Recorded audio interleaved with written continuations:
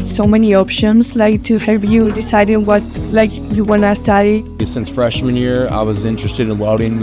All my siblings have gone through the program, and I came in to learn so much about welding, and I got tons of certifications to prepare me for the real world. It's honestly put me like in a really good headspace with going into the industry that I've wanted to go into, and helped me put a foot in the door. And with the certificates I'm getting, it's putting me 10 steps ahead of everyone else. Been in this program since freshman year.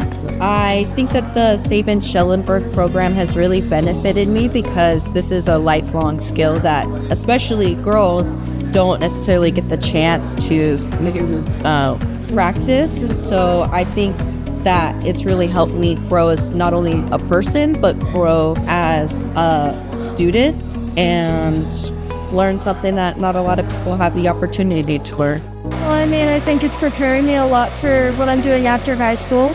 I'm gonna go to Fagan's, and I'm gonna be a hairdresser. I'm gonna do everything to get my license for the day.